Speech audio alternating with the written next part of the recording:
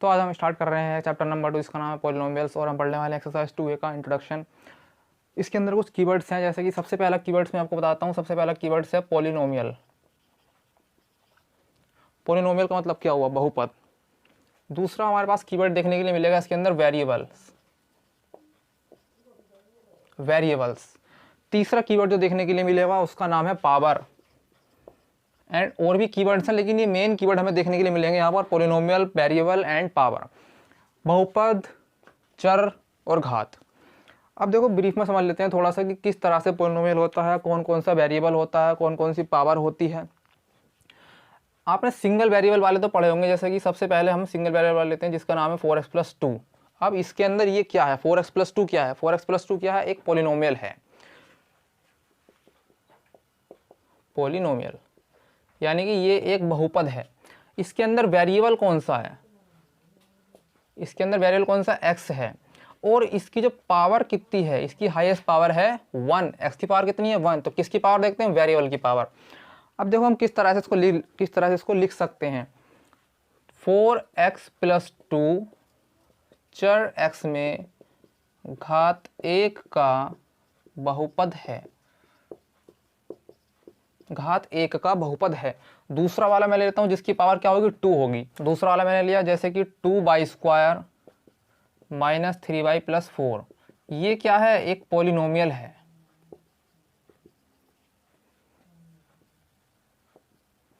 Variable क्या है इसका? y। एंड इसकी जो पावर है वो कितनी है? 2। तो मैं क्या लिख सकता हूँ? 2/² - 3y+4 चर y में घात 2 का बहुपद है। थर्ड नंबर मैं लेता हूँ जो कि होगा 5x³ - 3x² + x - √2। ये क्या है? एक पॉलिनोमियल है, एक बहुपद है। इसके अंदर वेरिएबल कौन सा है? वेरिएबल इसमें है x। इसकी पावर कितनी है? मैक्सिमम पावर वो है 3। मैं क्या लिख सकता हूँ? 5x³ - 3x² + x - √2 चर x में घात यानी पावर 3 का बहुपद है। फोर्थ नंबर पे मैंने ले लिया है 7u⁴ - 3/2u⁴ + 4u² + u - 8। चलो कुछ भी ले लेते हैं, u - 8। ठीक है। अब इसका ये क्या है? ये एक पॉलिनोमियल है, ये एक बहुपद है। इसका जो वेरिएबल है, इसका वेरिएबल है u, और इसकी जो पावर है, पावर कितनी है? इसकी मैक्सिमम पावर 6 है। तो हम इसे क्या लिख सकते हैं? इसे मैं लिख सकता हूँ 7u⁴ - 3/2u⁴ 3/2u⁴ + 4u² + u - 8 चर u में, यहाँ पर x और y की जगह क्या दे दिया इन्होंने? u दे दिया है। चर u में घात 6 का बहुपद है। इस तरह से इसको कंप्लीट कर दिया है। अब देखो नेक्स्ट पॉइंट हमने लिया है विभिन्न घातों के बहुपद यानी पॉलिनोमियल्स ऑफ डिफरेंट ऑर्डर्स। सबसे पहले जान लेते हैं कि पॉलिनोमियल्स कितने टाइप के होते हैं। Linear polynomial, quadratic polynomial, cubic polynomial and by quadratic polynomial. होते तो और भी टाइप के, लेकिन हमारे पास जो यहाँ पर मैक्सिमम और मिनिमम नंबर है वो इतने का ही है। लीनियर होगा, क्वाड्रेटिक होगा, क्यूबिक होगा एंड बाई क्वाड्रेटिक होगा। सबसे पहले हम जानते हैं लीनियर पॉलिनोमियल के बारे में। देखो लीनियर क्या होता है। फर्स्ट नंबर पे है लीनियर पॉलिनोमियल।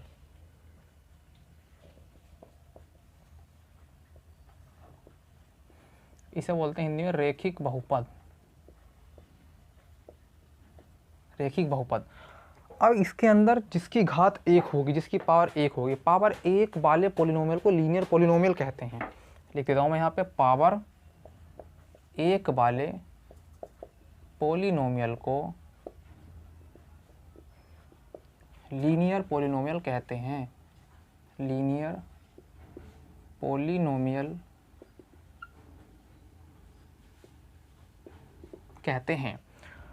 अब लीनियर पॉलिनोमियल का व्यापक रूप या फिर जनरल फॉर्म का व्यापक रूप क्या होता है, देखो P X is equal to A X plus B, जहाँ A not equal to zero, जहाँ ए ज़ीरो बिल्कुल भी नहीं हो सकता, यानी कि वहाँ पर ए ज़ीरो नहीं होगा। अब इसके कुछ रियल एग्जांपल्स देखते हैं।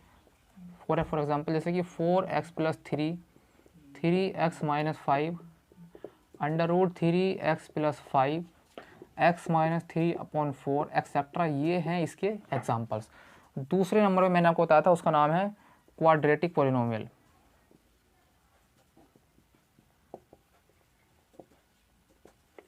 क्वाड्रेटिक पॉलिनोमियल यानी कि द्विघात बहुपद, द्विघात बहुपद। अब देखो क्वाड्रेटिक पॉलिनोमियल कौन सा होता है, द्विघात बहुपद, जिसकी पावर कितनी होगी 2, जिसकी घात पावर 2 वाले पॉलिनोमियल को क्वाड्रेटिक पॉलिनोमियल कहते हैं।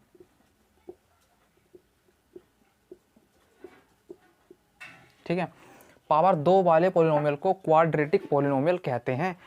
अब इसका जो जनरल फॉर्म होगी, क्वाड्रेटिक पॉलिनोमियल का व्यापक रूप क्या होने वाला है, P X is equal to A X square plus B X plus C, जहाँ A not equal to zero, यानी कि ये ज़ीरो नहीं हो सकता। अब कुछ रियल एग्जांपल देख लेते हैं। For example 3x square plus 5x minus 8, इस तरह के 2y square plus 7x plus 9, इस तरह के। ये एग्जांपल क्या कहलाएंगे, क्वाड्रेटिक पॉलिनोमियल के एग्जांपल्स कहलाएंगे। क्यूबिक पॉलिनोमियल यानी कि त्रिघात बहुपद। अब त्रिघात बहुपद के अंदर कौन कौन से आएंगे, पावर 3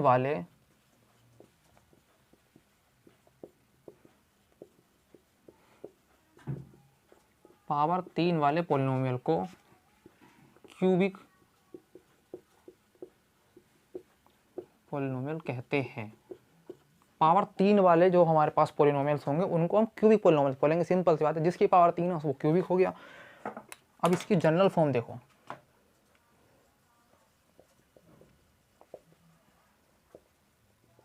क्यूबिक पॉलिनोमियल का व्यापक रूप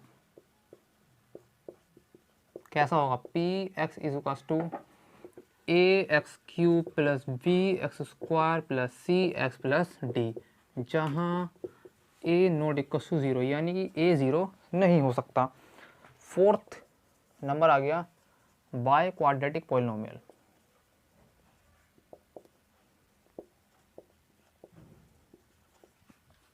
यानी कि चतुर्घात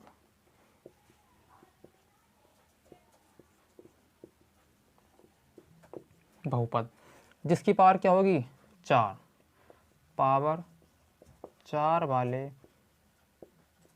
पॉलिनोमियल को बाय क्वाड्रेटिक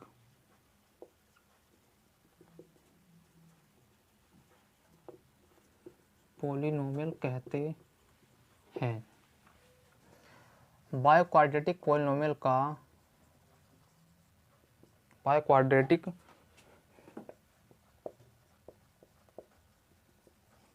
का व्यापक रूप क्या होता है, होता है ए एक्स की power 4 plus B X square B X cube plus C X square plus D X plus E, जहाँ A not equal to zero. अब इसका कोई एग्जाम्पल देखो,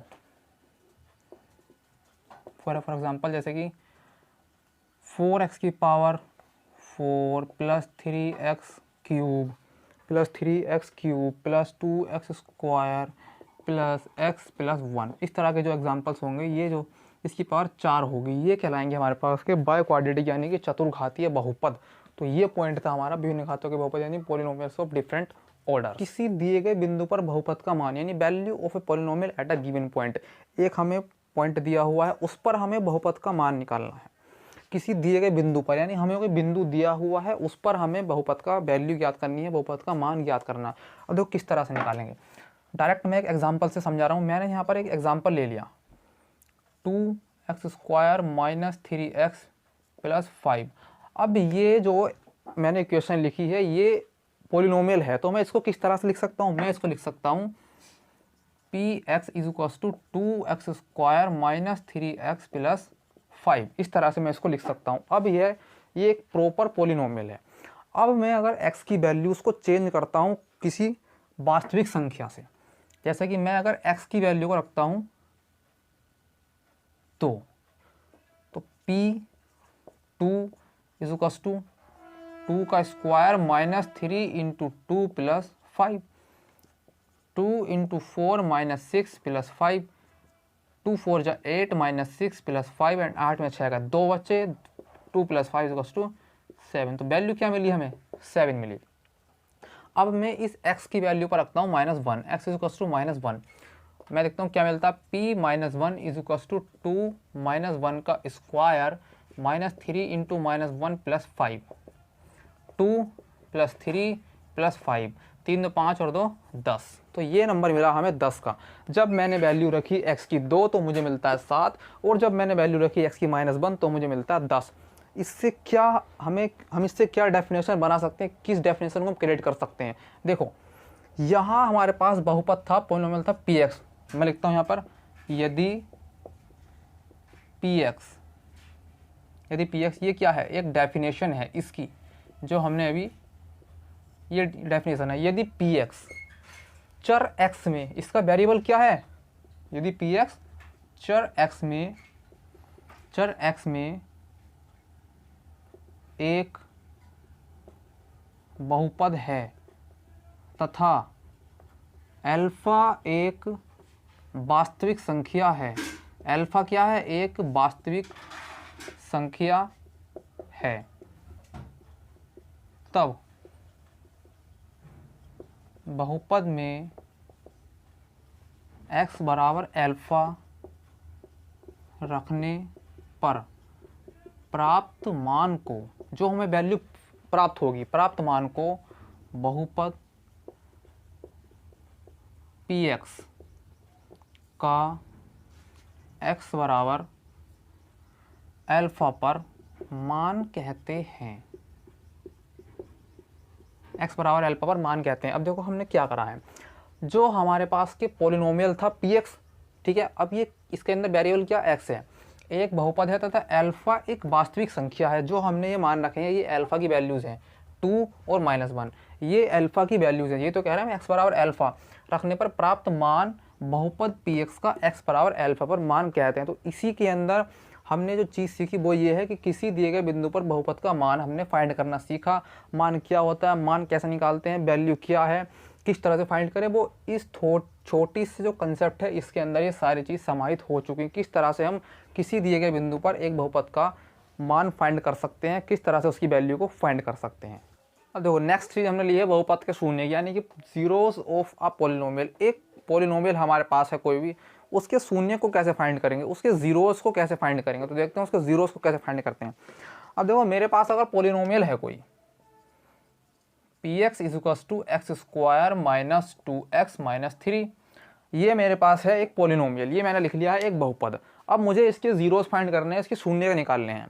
सिंपल शब्दों में कहूँ तो मुझे x की वैल्यू को फाइंड करना है, जिससे रखने से यहाँ पर मैं अगर रखता हूँ तो ये इक्वेशन 0 बन जाए। इस इक्वेशन की जो वैल्यू है, इस इक्वेशन का जो मान है वो 0 आ जाए। मुझे कुछ ऐसे इक्वेशन को फाइंड करना है, ऐसे x के मान को फाइंड करना है। अब देखो मैं अगर x² माइनस 2x माइनस 3 के फैक्टर्स करता हूँ,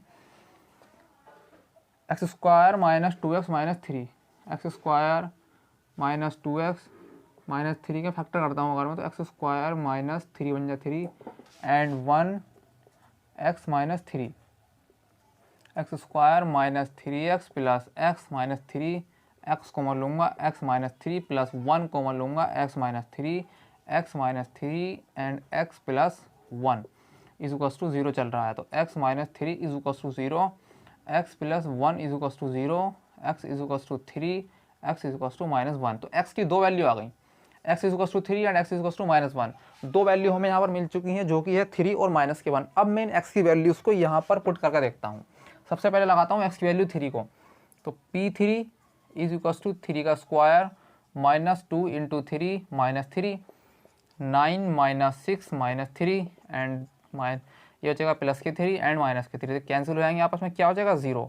मैंने क्या कहा था, x की ऐसी वैल्यूज जिनको लगाने से इसकी वैल्यू 0 आ जाए, तो ये इसका एक शून्यक हुआ। जब 3 को हमने लगाया इस इक्वेशन में, x की वैल्यू हमने 3 लगाई और हमें यहाँ पर 0 मिल गया, तो ये क्या हुआ, इसका एक 0 हुआ, यानी इसका एक शून्यक हुआ। अब दूसरी वैल्यू मेरे पास -1 है, x की वैल्यू -1 लगा कर देखता हूँ, -1 का स्क्वायर -2 इंटू -1 -3, -1 + 2 -3, -1 + 2 कितना हो गए, यहाँ पर बचेगा, नहीं गलत है, ये +1 है, 3 - 3 ये आ गया 0, ये भी कट के क्या आ गया 0। -1 लगाने से भी x की वैल्यू हमें क्या मिल चुका है, 0 मिल चुका है, तो यानी कि -1 भी इसका एक 0 है, यानी इसका एक पॉलिनोमियल है। तो मैं क्या कह सकता हूँ कि बहुपद x² - 2x - 3, बहुपद x² - 2x - 3 के शून्यक यानी कि जीरोज,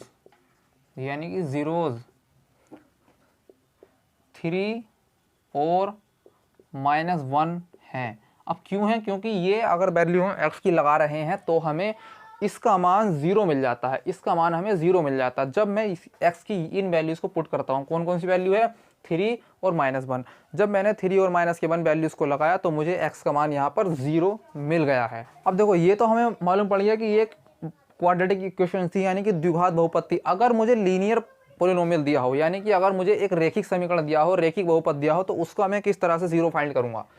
अगर मेरे पास एक इक्वेशन है px = x + 3, ये एक पॉलिनोमियल है जो कि है लीनियर पॉलिनोमियल, हमने पढ़ा है जो कि है लीनियर पॉलिनोमियल। अब मुझे इसके शून्य फाइंड करना है, जो एक शून्य होगा।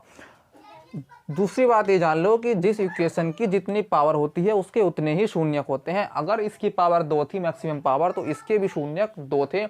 इसकी पावर 1 है तो इसका शून्यक 1 होगा। अगर किसी की पावर 3 थी तो किसी के उसका शून्यक 3 होगा। किसी की पावर 4 है तो उसका शून्यक भी 4 होंगे। ठीक है, यहाँ पर इसकी पावर 1 है तो इसका शून्यक भी 1 होगा। 1 से मेरा मतलब है कि वो 1 ही होगा, 2 नहीं हो सकते, 3 नहीं हो सकते, 4 नहीं हो सकते, 1 होगा। px = x + 3, मैंने मान लिया x + 3 का एक शून्यक, x + 3 का एक शून्यक k है। जब एक शून्यक k है तो इसका मतलब क्या हुआ कि मैं अगर यहाँ पर वैल्यू लगाता हूँ pk = तो आएगा k + 3 एंड ये बराबर हो जाएगा 0 के। जब एक शून्यक उसका k है तो कहीं ना कहीं वो बराबर भी तो है 0 के। तो मैं अगर अभी लिख लेता हूँ k + 3 = 0, तो k की वैल्यू क्या मिल गई, -3। अब ये k की वैल्यू -3 ऐसी आई है कि अगर मैं इसको इस इक्वेशन में लगाता हूँ तो मुझे यहाँ पर 0 मिल जाएगा। देखो कैसे, अगर मैं यहाँ पर -3 + 3 कर देता हूँ इस इक्वेशन में, ये जो इक्वेशन है, यहाँ पर मैंने k की वैल्यू लगाई -3 जो मुझे मिली थी, +3 = 0, तो कितना आ गया, 0 = 0। अब देखो यहाँ पर मुझे इसकी वैल्यू 0 मिल चुकी, तो इसका मतलब क्या हुआ, इसका एक शून्य क्या है, -3 है, एक ही शून्य आएगा, 2 नहीं आ सकते। अब मैं क्या कह सकता हूँ कि लीनियर पॉलिनोमियल का जो एक अगर मैं जनरल फॉर्म देखूँ यानी व्यापक रूप देखूँ तो वो किस प्रकार का होगा। देखो यहाँ पर मुझे मिल गया k + 3 = 0। मुझे इससे क्या मालूम पड़ता कि ये वैल्यू जो है px = उसका जो जनरल फॉर्म होती है किसकी, लीनियर पॉलिनोमियल जो हमारे पास होते हैं उनकी जनरल फॉर्म होती है ये, जहाँ a ≠ 0, यानी a हमारा 0 नहीं हो सकता। अगर ax + b px = ax + b है तो इसका जो शून्यक होगा, यानी कि शून्यक होता वो होता k = -b/a। मैंने मान लिया उसका एक शून्यक k है तो माइनस के b वाली वैल्यू आएगी और a इसका ही आ जाएगा। अब मैं इसको किस तरह से लिख सकता हूँ, b क्या है, b है एक कांस्टेंट यानी एक अचर पद, माइनस अचर पद, ठीक है। और ये a क्या है, ये है x का गुणांक। इसको लिखो चाहे मत लिखो, ये इतना ज़रूरी नहीं है, लेकिन ये जो है ये बहुत ज़रूरी है। k = -b/a, जो हमारे पास k = -b/a है, ये मोस्ट इंपॉर्टेंट है। इसको याद रखने की जरूरत नहीं जो हिंदी में है, लेकिन ये -b/a जो लिखा है ये इसका मोस्ट इंपॉर्टेंट पार्ट है। अब मैं एक नोट पॉइंट और लिखता हूँ यहाँ पर, जो मैंने अभी थोड़ी देर पहले भी बताया है। वो ये नोट पॉइंट ये होगा, जिस पॉलिनोमियल की मैक्सिमम पावर जितनी होगी उतने ही उसके शून्यक होंगे। पॉलिनोमियल की घात, या फिर लिख लो अधिकतम घात, पॉलिनोमियल की अधिकतम घात जितनी होगी उतने ही उसके शून्यक होंगे। उतने ही उसके शून्यक होंगे। जिसकी जितनी घात होगी उसके उतने ही शून्यक होंगे। तो ये बात आप गांठ बांध कर रख लो, ठीक है। सबसे पहले मैंने बताया कि एक हमारे पास क्वाड्रेटिक पोलिनोमियल है, यानी द्विघात बहुपद है x square minus 2x minus 3। इसके हमने जीरोस फाइंड करे जो कि आए हैं 3 और माइनस के 1। जीरोस कब फाइंड करें, दोबारा बताता हूँ, जब वैल्यू 0 आ जाएगी ना इनकी मान रखने पर एक्स के, तो ये इसके सही सही 0 होंगे, सही सही इसके शून्यक होंगे। दूसरा मैंने बताया कि अगर मेरे पास कोई लीनियर पोलिनोमियल है, लीनियर इक्वेशन है, तो उसके शून्य को कैसे फाइंड करें। मैंने यहाँ पर k प्लस 1 लिया, x प्लस के 3 = 0। मैंने मान लिया कि उसका एक शून्य k है, तब k प्लस 3 = 0, सिंपल सी बात है। अब k = माइनस के 3 आएगा, यानी k की वैल्यू जो आई है वो ऐसी वैल्यू है कि अगर मैं यहाँ वैल्यू रख दूंगा तो इसके 0 के बराबर ही आ जाएगा। मैंने करके दिखाया, ये आ गया 0। अब इसका जो एक जनरल फॉर्म है, व्यापक रूप इसका कह सकते हैं कि ये क्या है, इसका व्यापक रूप है px = ax प्लस बी, जहाँ a ≠ = 0, तो k = माइनस के b/a, उसका हम डायरेक्ट निकालेंगे। ये हमारे मिल गया हमें फॉर्मूला। अब हमें ये सब करने की जरूरत नहीं है, हम डायरेक्ट निकालेंगे इसके शून्य को। तो k = माइनस के b/a माइनस के b। अब देखो b क्या है, एक कांस्टेंट है, और a क्या है, ये x का कोफिशिएंट है, यानी x का गुणांक है। तो इस तरह से मैंने इसको लिख दिया है। अब फिर बताया पोलिनोमियल की घात, पोलिनोमियल की अधिकतम घात जितनी होगी उतने ही उसके शून्यक होंगे, यानी जितनी उसकी पावर होंगी उतने ही उसके शून्यक होंगे। नेक्स्ट पॉइंट है बहुपद के शून्यकों का ज्यामितीय अर्थ, यानी कि geometrical meaning of zeros of polynomials. अब हमने शून्यक तो पढ़ लिए हैं, बहुपद भी पढ़ लिए हैं, अब हम देखेंगे उनका ज्यामितीय अर्थ क्या होता है, उसको ज्योमेट्री में किस तरह से डिनोट कर सकते हैं, किस तरह से उसको हम समझ सकते हैं। बिना ही लिखे हम सिर्फ फिगर से समझेंगे, क्या इसका 0 है, क्या इसका शून्यक है, क्या इसका मान है, कौन सी इक्वेशन है। एक ग्राफ बनाएंगे, ग्राफ के अंदर फिर उसको डिनोट करेंगे, डिनोट करने के बाद हमें मालूम पड़ जाएगा कि इसका शून्यक क्या है। तो देखो, सबसे पहले हम बात करते हैं एक लीनियर पोलिनोमियल के बारे में। सबसे पहले जो आता है वो आता है लीनियर पोलिनोमियल, लीनियर के बाद आता है क्वाड्रेटिक, क्वाड्रेटिक के बाद आता है क्यूबिक, क्यूबिक के बाद आता है बाई क्वाड्रेटिक। सबसे हमने स्टार्ट करने के लिए सबसे पहले लिया है लीनियर पोलिनोमियल को। अब लीनियर पोलिनोमियल हमारा किस टाइप का होता है, y = ax प्लस बी का टाइप का होता है, हम सब जानते हैं। यहाँ पर a0 नहीं हो सकता, जो y = x प्लस बी का टाइप का होता है ये है लीनियर पोलिनोमियल।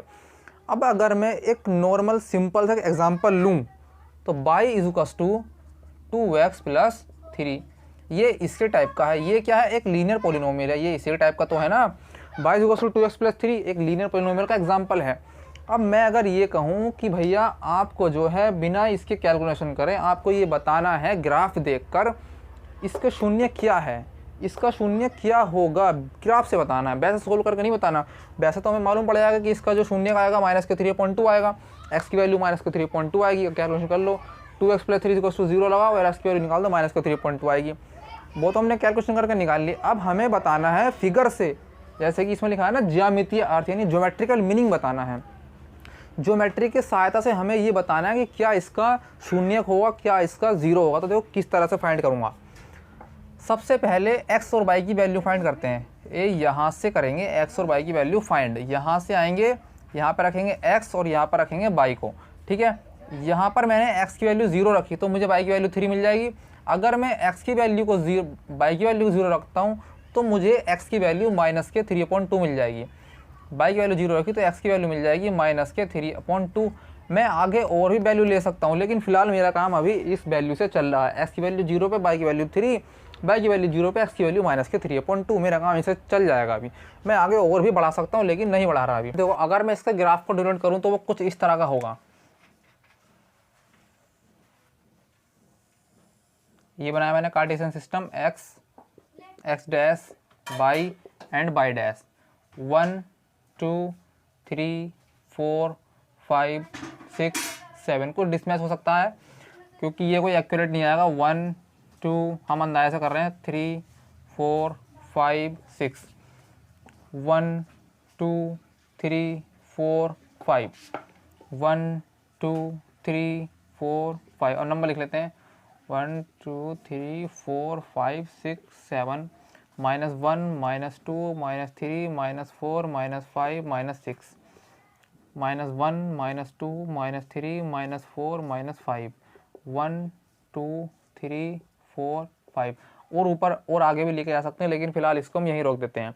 अब देखो वैल्यू क्या क्या मिली हमें, x की वैल्यू 0 है, x की वैल्यू 0 है, y की वैल्यू 3 है, यानी कि ये पॉइंट मिल गया। ये क्या मिल गया हमें 0,3। x की वैल्यू माइनस के 3.2 है तो कहीं ना कहीं ये माइनस के 1.5 है। ये लाई करेगी इसके बीच में, माइनस के 1.5 यानी यहाँ पर क्या होगा, माइनस के 1.5 होगा यहाँ पर, तो वैल्यू आ गई माइनस के 1.5 यानी माइनस के 3.2 भी लिख सकते हैं, कोमा 0। एक्स की वैल्यू कितनी है, माइनस के 3.2 यानी कि माइनस के 1.5, और वाई की वैल्यू कितनी है 0, और ये है 0,3। तो यहाँ से अगर मैं एक लेके जाऊँ तो मैं देखता हूँ कि यहाँ पर मुझे एक स्ट्रेट लाइन मिल रही है, यानी ये क्या है, एक स्ट्रेट लाइन है, यानी एक सीधी रेखा है, y equals to 2x plus 3 इसकी रेखा है। तो अगर मैं वैल्यूज़ को यहाँ पर और बढ़ाऊंगा तो मुझे वो सारी की सारी वैल्यू इसी लाइन पर ही मिलेंगी, इसी लाइन पर ही मिलेंगी, और ये लाइन आगे बढ़ती चली जाएगी। अब देखो मैं कह रहा हूँ कि कोई भी अगर पोलिनोमियल है तो उसका जो ज़ीरोज़ होता है, उसके जो शून्यक होते हैं वो एक्स एक्सिस के पॉइंट होते हैं। यहाँ पर एक्स एक्सिस का पॉइंट क्या है, माइनस के 3.2, 0, यानी माइनस के 2 और माइनस के 1 के बीच का जो पॉइंट है, एक 0 है, एक माइनस के 3.2 है, सॉरी सिर्फ माइनस के 3.2 है एक्स पॉइंट पर, एक्स के बीच में। तो एक्स एक्सिस पर जो पॉइंट होगा वो उस इक्वेशन के, वो उस पोलिनोमियल का शून्यक होगा। तो यहाँ पर कौन सा पॉइंट है, माइनस के 3/2। तो ये तो हम बताना चाह रहे थे, ये तो हमारा आंसर आया था पहले। मैंने कहा था ना कि डायरेक्ट अगर मैं यहाँ से निकाल दूंगा तो इसका शून्य आएगा माइनस के 3.2, और अब मैंने देख के होता है इस फिगर के अनुसार मुझे आंसर मिला माइनस के 3.2। तो मैंने क्या दिया कि भैया ज्योमेट्रिकल मीनिंग, यानी ज्योमेट्रिकल जो इसका मीनिंग हुआ इस फिगर से मैंने देख के बताया कि इसका जो एक शून्यक है वो माइनस के 3.2 होगा। इस प्रकार से लीनियर वाली इक्वेशन के हम क्या निकाल सकते हैं, शून्यक निकाल सकते हैं।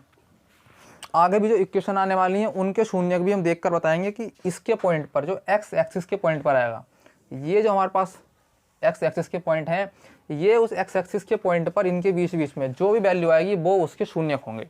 यानी कि अगर कोई लाइन टच करती है 4 बार, जहाँ जहाँ पर टच करती है तो वो उसके शून्यक होंगे, 2 बार टच करती है वो उसके शून्यक होंगे, 3 बार टच करती है वो उसके शून्यक होंगे। देखो आगे आगे जाएंगे और आगे आगे पढ़ते हम चलते चले जाएंगे। अभी देखो हमने सीखा था उसके अंदर जो इक्वेशन थी वो थी लीनियर इक्वेशन, जो मैंने आपको बताई थी y equals to ax plus B, और उसमें मैंने एक एग्जांपल लिया था, रियल एग्जांपल। तो उसमें वो जो इक्वेशन थी, जो वो पोलिनोमियल था, वो था लीनियर, यानी रैखिक बहुपद था। अगर हम बात करें कि क्वाड्रेटिक पोलिनोमियल की, यानी कि द्विघात बहुपद की, जिसके अंदर 2 पावर हो, तो उसके लिए हम किस तरह का ग्राफ को डिनोट करेंगे, किस तरह से उसके पॉइंट को देखेंगे, पॉइंट देखने के बाद किस तरह से उसका जो कर्व है वो बनेगा, किस तरह से उस ग्राफ को देखकर हम वहाँ पर शून्यकों को फाइंड करेंगे। तो देखो मैं एक रियल एग्जांपल लेता हूँ। सबसे पहले मैं देख लेता हूँ कि ये क्वाड्रेटिक इक्वेशन, अभी जो मैंने बात की थी वो था लीनियर इक्वेशन के बारे में, अभी मैं बात करने वाला हूँ क्वाड्रेटिक इक्वेशन के बारे में। क्वाड्रेटिक यानी कि द्विघात पोलिनोमियल, यानी कि द्विघात बहुपद। कुछ किस टाइप का होता है, वो कुछ ऐसा होता है, ax² plus bx plus c, यहाँ पर a0 नहीं हो सकता, कुछ इस प्रकार का दिखता है ना quadratic equation, ax² plus bx plus c। अगर मैं एक रियल एग्जांपल लूँ तो मैं उसके अंदर लूँगा x² माइनस 3x माइनस 4। ठीक है, ये मैंने एक एग्जांपल ले लिया, x² माइनस 3x माइनस 4। अब देखो सबसे पहले पोलिनोमियल के जो शून्यक होते हैं, जो उसके जीरोस होते हैं, वो कौन से होते हैं।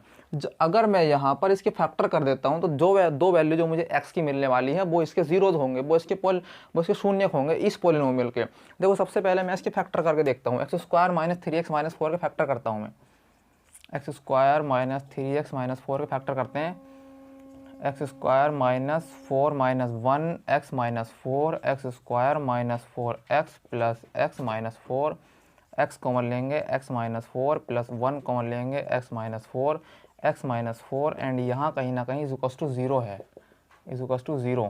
ठीक है, x minus 4 x plus 1 is to 0, and x minus 4 is to 0, x plus 1 is to 0, x is to 4 and x is to minus 1। ये जो वैल्यूज़ आई हैं मेरे पास 2 x की, एक x इज़ टू 4 है, एक x इज़ टू माइनस के 1।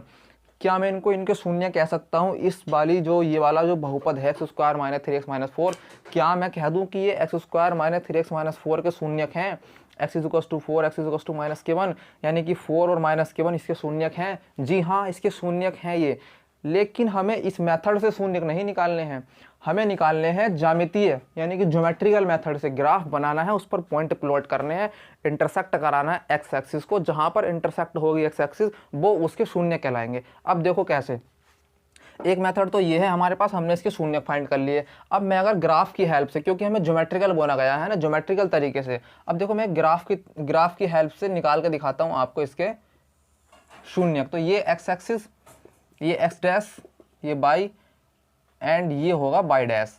यहाँ पर 0,0 पॉइंट, यहाँ पर मैं सबसे पहले मान लेता हूँ इसे, चलो और थोड़ा सा बड़ा कर देते हैं। ये हो गया बाई 1 2 3 4 5। मैं अपने अंदाजे से जो हूँ ना एक ठीक ले रहा हूँ, फिर भी मतलब सही आ रहा है। 1 2 3 4 5 6 7 8। यहाँ पर ले लेते हैं 1 2 3 4 5 6 1 2 3 4 5 6 1 2 3 4 5 6 7 8। चलो नंबर लिख लेते हैं 1 2 3 4 5 6 7 8। -1 -2 -3 -4 -5 -6 -7 -8। अब देखो ये तो पता है ना, इसको बोला जाता है कार्टेशियन सिस्टम। ये एक्स एक्सिस पॉजिटिव होता है, यहाँ पर जो नंबर लिखे जाते हैं वो प्लस में आएंगे। ये एक्स एक्सिस नेगेटिव होता है, यहाँ पर जो नंबर लिखे जाएंगे वो माइनस में आएंगे। ये बाई एक्सिस पॉजिटिव होता है, ये बाई एक्सिस नेगेटिव होता है, यानी कि यहाँ पर लिखे जाने वाले नंबर प्लस में आएंगे। 1 2 3 4 5 6 -1 -2 -3 -4 -5 एंड -6। और नीचे को बढ़ा सकते हैं लेकिन उसकी ज़रूरत नहीं है हमें। अब हमने इतना लिख लिया है। अब मैं इस एक्स स्क्वायर -3x -4 के एक्स और वाई की वैल्यू फाइंड करूंगा। देखो क्योंकि मुझे इसमें ग्राफ बनाना है ना, तो एक्स और वाई की वैल्यू को फाइंड करने के लिए मुझे सबसे पहले बनाना पड़ेगा, इसे बोला जाता है टेबल मेथड। अब टेबल मेथड से जो है वैल्यू निकाल सकते हैं एक्स और वाई की। देखो किस तरह से निकालेंगे, ये एक्स एंड ये वाई। सबसे पहले इसके जो कॉलम है उसको क्रिएट कर लेंगे, और ज़रूरत पड़ेगी तो और कॉलम बढ़ाए जा सकते हैं आगे की तरफ।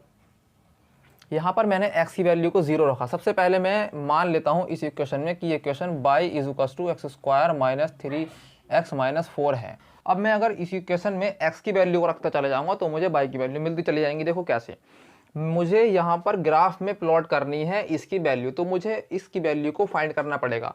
इसकी वैल्यू को फाइंड करने के लिए मैं यहाँ पर एक सिस्टम ले लेता हूँ जो कि है टेबल सिस्टम। उस टेबल सिस्टम की हेल्प से हम यहाँ पर x और y की वैल्यू को निकाल के दिखाएंगे और फिर हम उसमें लगाएंगे। सबसे पहले मैं यहाँ पर बना लेता हूँ कॉलम, ये x y। यहाँ पर हमें वैल्यूज़ को रखते चले जाना है x की, और हमें y की वैल्यू मिलती चली जाएगी। इन कॉलम्स को हम फिर से बढ़ा लेते हैं अगर ज़रूरत पड़ती है तो। फिलहाल थोड़े बनाते हैं। x की वैल्यू अगर मैं 0 रखता हूँ तो मुझे y की वैल्यू क्या मिलेगी। देखो मैंने यहाँ पर x की वैल्यू 0 रख दी, तो यहाँ पर 0 हो गया, यहाँ पर भी 0 हो गया, यहाँ बचेगा -4। अगर मैं x की वैल्यू -1 रखता हूँ, अब देखो किस तरह से मैं इसको लेकर चलने वाला हूँ। सबसे पहले मैं 0 रखूँगा x की वैल्यू, फिर उसके बाद मैं -1 रखूँगा, फिर +1 रखूँगा, फिर -2 रखूँगा, फिर +2 रखूँगा। इस तरह से वैल्यूज़ को मैं रखने वाला हूँ। x की वैल्यू मैंने -1 रखी सबसे पहले, तो x की वैल्यू जब मैंने यहाँ -1 रखी तो यहाँ हो गया +1, यहाँ हो गया +3, +1 +3 हो गया 4 -4, यहाँ बचेगा 0। अगर मैं x की वैल्यू को +1 रखता हूँ तो 1 -3 -2 बचा और -6 हो गया। ये x की वैल्यू -2 रखता हूँ तो सीरियल वाइज वैल्यू ले ली मैंने। सबसे पहले फीलिंग को देखो, 0 आएगा, समझो -1 आएगा, फिर +1, फिर -2, फिर +2। इस तरह से वैल्यूज़ को मैं ले रहा हूँ। अब मैंने -2 ले लिया तो कितना हो गया, 4 + 6 -4, यानी 4 + 6 10 -4, यहाँ बचेंगे +6। अब मैंने वैल्यू को ले लिया है +2। जब मैंने यहाँ +2 ले लिया यहाँ पर तो बचेगा 4 -6, यहाँ बचेंगे 4 -6 -4, -4 से +4 कैंसिल एंड बचेंगे क्या, -6। तो यहाँ वैल्यू आ गई -6। और देखो अगर मैं यहाँ पर -3 वैल्यू को लेता हूँ, -3 वैल्यू तब क्या होगा, यहाँ होगा 9 माइनस प्लस हो जाएगा यहाँ पर 3 3 9 -4, 9 9 18 -4 = 14, यानी 14 बचा। अब ये 14 नंबर जो वैल्यू है, ये 14 जो है ये काफ़ी बड़ी वैल्यू है। इसके लिए हमें इस ग्राफ को काफ़ी बड़ा बनाना पड़ेगा। तो मैंने क्या करा, 14 यानी -3 वैल्यू को यहाँ से हटा दिया और डायरेक्ट मैंने यहाँ पर वैल्यू ले ली +3। अब +3 रखने से क्या आएगा, +3 रखने से ये आएगा कि अगर मैं यहाँ पर 3 3 9 -9 -4 लेता हूँ तो यहाँ पर भी 9, यहाँ पर -9, ये कैंसिल हो जाएगा और वैल्यू हो जाएगी -4, जो कि हमारे ग्राफ में हमें आराम से मिल रही है। तो 4, ये वाली वैल्यू हमें मिलेगी। अगर मैं यहाँ पर रखता हूँ 4 तो देखो क्या मिलने वाला है। 4 रख के देखता हूँ, 4 चौक 16 माइनस के 3 चौक 12 माइनस 4, 16 में से 12 के 4 माइनस 4 एंड वैल्यू मिलेगी हमें यहाँ पर 0। तो 4 रखने पर 0। अब 5 रख कर देखता हूँ मैं। अब देखो माइनस की वैल्यू अगर मैं लगाऊंगा -3 -4 तो काफ़ी बड़ी वैल्यू आ रही है। इसके लिए मैं ग्राफ को और बड़ा बनाना पड़ेगा, इसलिए मैंने यहाँ पर माइनस की वैल्यू को नहीं लिया है। अब 5 लगा कर देखता हूँ मैं, तो 5 की वैल्यूज़ क्या मिलेगी, 5 पंजे 25 माइनस 5 3 15 माइनस 4, 25 15 10 में से 4 गए बचेंगे 6। तो वैल्यू क्या मिलेगी यहाँ पर 6 मिलेगी। अब मैं इन वैल्यूज़ को, x की वैल्यू 0 है तो y की वैल्यू -4 है, x की वैल्यू -1 है तो y की वैल्यू 0 है, x की वैल्यू 1 है तो y की वैल्यू -6 है, x की वैल्यू -2 है तो y की वैल्यू 6 है। इस तरह से हमें इसे काउंट करना है। अब हम इन वैल्यूज़ को रख के देखते हैं इस ग्राफ के अंदर। देखो x पे 0 y पे -4, x पे 0 y पे -4, यानी ये वाला पॉइंट x पे 0 है, y पे -4 है। अब माइनस पे है तो वो इधर वाली साइड आता, y की अगर प्लस में होती तो वो इधर साइड आता। ठीक है, तो 0 तो यहीं होता है ओरिजिन सेंटर, और ये हमारा -4 होगा। तो ये पॉइंट क्या हुआ, ये पॉइंट हुआ 0, -4। मैं लिख देता हूँ इसे 0, -4, ये वाला पॉइंट। इसकी तरह हम एरो बना देते हैं कि ये वाला पॉइंट जो है, चलो एरो नहीं बनाते हैं वरना बाद में दिक्कत पड़ेगी। 0, -4। दूसरा पॉइंट है -1, 0। एक्स पे माइनस के 1 है तो एक्स पे माइनस के 1 कौन सा है, ये वाला, और y पे 0 कौन सा है, ये वाला। तो ये वाला पॉइंट कौन सा मिला हमें, -1, 0। दूसरा पॉइंट हमारे पास 1, -6 है, यानी x पे तो +1 है, यानी कि ये वाला। x पे तो +1 है और y पे -6 है, y पे -6 यानी कि ये वाला पॉइंट, ये वाला पॉइंट और ये वाला पॉइंट। अब देखो कहीं ना कहीं देख, मैं अगर इसे थोड़ा सा नीचे लेके आता हूँ इस तरह से, तो मुझे जो है यहाँ पर एक पॉइंट मिलेगा, यहाँ पर एक पॉइंट होगा जो कि होगा x पे 1 है, y पे -6, यानी ये पॉइंट हो गया 1, -6, यानी ये वाला पॉइंट मिला। ठीक है, x पे -2 है, y पे 6 है, x पर -2 है ये वाला पॉइंट, और y पे 6 है, यानी कि ऊपर की तरफ प्लस का है ना 6। तो x पे -2 यानी कि ये कहीं ना कहीं ये वाला पॉइंट इसको लाई करने वाला है। ये वाला पॉइंट होगा। कौन सा पॉइंट, ये वाला पॉइंट। इसका 6 और इसका -2, तो ये वाला पॉइंट x पे 2 +6, 2,6 -2,6। ठीक है, अब यहाँ से हम आने वाले हैं तीसरे वाले पे। x पे 2 है, y पे -6 है, y पर -6, यानी कि ये वाला पॉइंट ही इसको मिलेगा। इसको आगे बढ़ा देते हैं, ये वाला पॉइंट 2, -6। तो जब मैंने यहाँ पर ये पॉइंट को मिला दिया है तो एक पॉइंट मेरे पास ये वाला आया है। ठीक है, एक पॉइंट जो है ये इसका है, ये पॉइंट इसका है, ये वाला पॉइंट इस वाली का है 0, -4 का, और -1,0, तो ये पॉइंट जो है इसका है -1,0 का, और ये ऊपर की तरफ गया है, ये पॉइंट इसका आया है। नेक्स्ट हमारे पास है 3, -4, यानी x पे 3 है, y पे -4 है। तो x पे 3 ये होगा और y पे -4 जो है वो ये होगा। तो मैं यहाँ से अगर लेके आगे तरफ बढ़ाता हूँ तो x पे 3 है, y पे -4 है, यानी कि ये x पे 3 है, y पे -4 है। तो ये वाला पॉइंट हमें 3, -4 मिला। 4, 0 है, यानी x पे 4 है, y पे 0 है, तो 4, 0 ये वाला पॉइंट मिल गया। x पे 5 है, y पे 6 है, x पे 5 है ये वाला, y पे 6 है, यानी कि कहीं ना कहीं ये वाला पॉइंट है प्लस वाला। x पे 5 है और y पे 6, यानी कि ये वाला पॉइंट 5,6। अब देखो हमें पॉइंट तो मिल चुके हैं, ये वाला पॉइंट है, कौन सा है ये 5,6 वाला।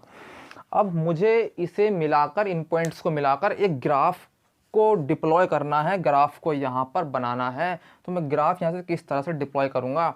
अब देखो पॉइंट को मिलाना शुरू करते हैं। सबसे पहले पॉइंट मैं इसको ले लेता हूँ, यहाँ से मैं डॉट करके सबसे पहले मिलाते हैं, डॉट करके ये आया, ये आया, ये आया, देखते रहो, ये आया, यहाँ से होकर ये जाएगा, यहाँ से होकर, और यहाँ से, देखो बिल्कुल एक्यूरेट तो नहीं है लेकिन फिर भी ठीक है, यहाँ से होकर जाएगा, यहाँ से होकर जाएगा, यहाँ से होकर निकलेगा और कुछ इस तरह से ऊपर की तरफ बढ़ जाएगा। देखो ठीक आया है, बिल्कुल एक्यूरेट तो नहीं है लेकिन ये समझने के लिए काफ़ी है। यहाँ से हमने शुरुआत करी और यहाँ से हमारा ग्राफ ये बढ़ता चला गया।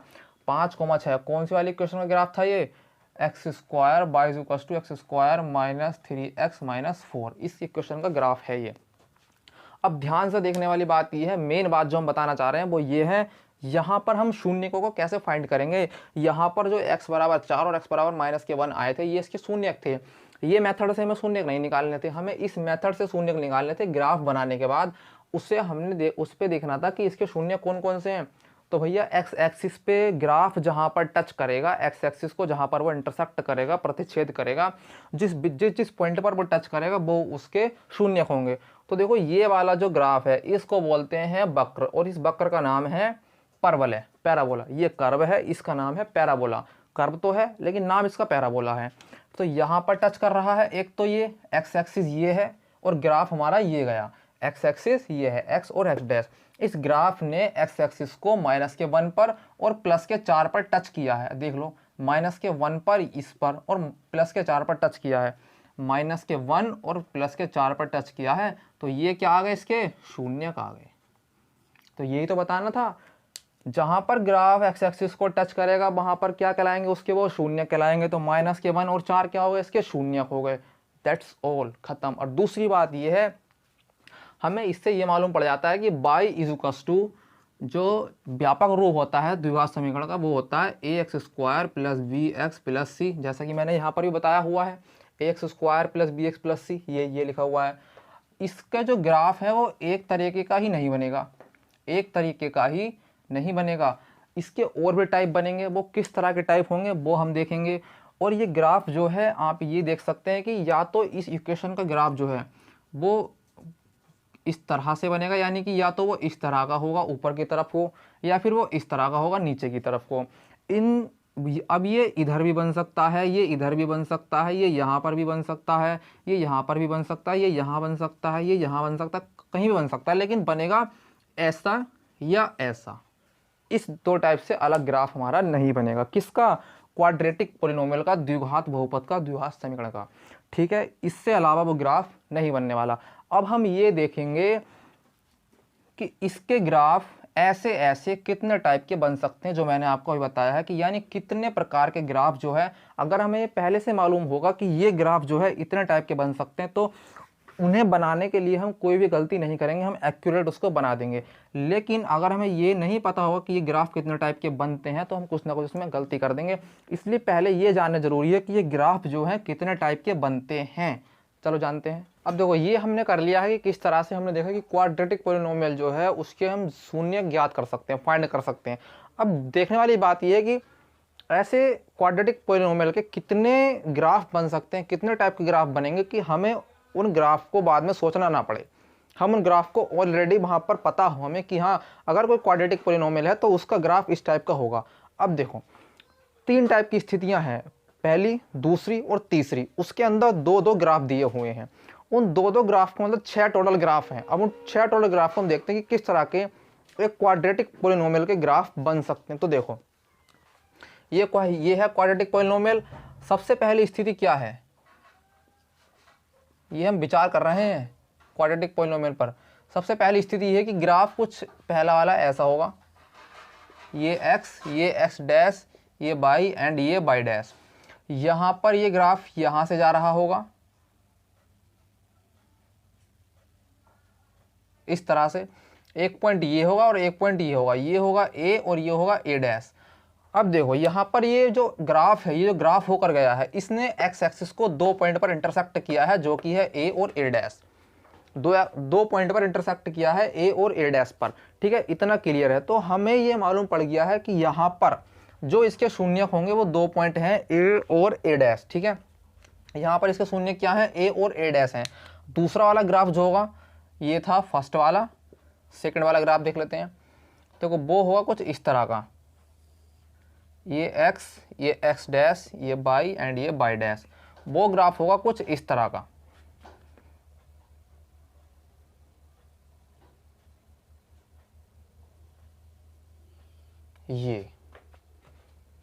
ये होगा a एंड ये होगा a डैश। ठीक है, ये होगा ए एंड ये होगा ए डैश। तो यहाँ पर भी इसने दो पॉइंट पर एक्स एक्सिस को इंटरसेक्ट किया है, एक एक्स की निगेटिव साइड है, एक एक्स की पॉजिटिव साइड है, यानी एक ए है और एक ए डैश ये वाला है। यहाँ पर भी कौन शून्य हो गए, दो शून्य हो गए। दूसरी जो स्थिति बनेगी वो ये होगी स्थिति सेकंड। ये हमने बनाते ग्राफ एक्स एक्स डैश की Cartesian system by and by dash. यहाँ पर से वो ग्राफ ये होता है 0,0। अब देखो ये ग्राफ यहाँ से होकर गया, ये ग्राफ यहाँ से होकर गया, वो ग्राफ जो है हमारा यहाँ से होकर जाएगा, ये ग्राफ होकर जाएगा यहाँ से। देख लो यहाँ पर अब जो एक पॉइंट है, यहाँ पर दो पॉइंट नहीं है, यहाँ पर सिर्फ एक पॉइंट है। दो बिंदु मिलकर संपाती हो गए हैं, दो बिंदु मिलकर क्या हो गए, कोइंसिडेंट हो गए, यानी सिर्फ एक पॉइंट बचा है। दो पॉइंट ही, लेकिन वो दो बिंदु मिलकर, दो पॉइंट मिलकर एक पॉइंट बन गए। उस पॉइंट को हमने नाम दे दिया है ए। अब ये इसका जो एक शून्यक बनेगा, सिर्फ इसका एक शून्यक बनेगा।